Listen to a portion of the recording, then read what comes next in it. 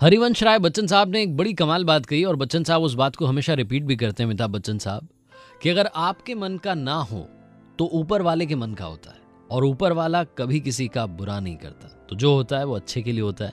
एक छोटी सी कहानी आपको सुनाने जा रहा हूं। आई एम श्योर आपने शायद ये कहानी सुनी हो, और अगर नहीं सुनी तो ये कहानी बड़ी शानदार है। एक बार एक बंदा इंटरव्यू देने के लिए गया। ऑफिस बॉय का इंटरव्यू था। जो इंटरव्यूअर था उसने उस बंदे से कहा कि आपका इंटरव्यू हो गया है, अब आप अपनी ईमेल आईडी बता दीजिए, हम आपसे कांटेक्ट करेंगे।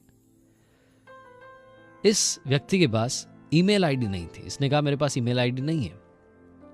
तो जिस कंपनी में इंटरव्यू देने के लिए गया था उन्होंने कहा कि अगर आपके पास ईमेल आईडी नहीं है तो वी आर सॉरी, हम आपको नहीं रख सकते। बेरोजगार आदमी, इसके पास कोई और ऑप्शन नहीं, वहां से निकल आया बाहर। और जब बाहर निकल आया तो समझ में नहीं आ रहा था कि जिंदगी जीने के लिए करूं तो करूं क्या।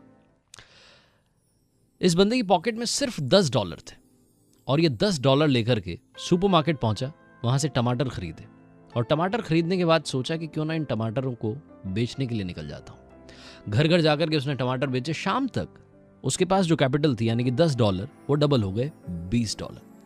उसे लगा कि ये भी तरीका सही है, जीने के लिए कोई और ऑप्शन मेरे पास है नहीं, कोई और नौकरी नहीं है, कर रहा हूं तो करूं क्या। तो अगले दिन 20 से 40, 40 से 80, 160 कैपिटल बढ़ती गई।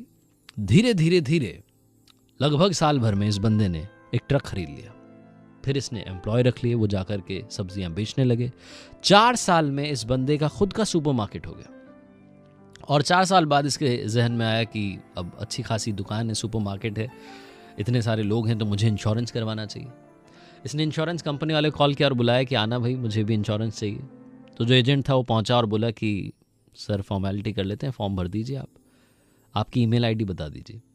और इस बंदे ने कहा कि अगर ईमेल आईडी होती तो आज मैं यहाँ नहीं होता। जिंदगी में कई बार हमें हार मिलती है, जिंदगी में कई बार हमें वो नहीं मिलता जो हम चाहते हैं, और तब हम सोचते हैं कि हमारे साथ कुछ भी अच्छा नहीं हो रहा। लेकिन शायद उस हार में कहीं आपकी जीत छुपी हो। 94.3 माय एफएम पर आपसे यही कहते हैं, दबाव में आना बंद कीजिए। जो आप में है वो शायद किसी और में नहीं। कर दिखाइए कुछ ऐसा कि दुनिया करना चाहे आपके जैसा।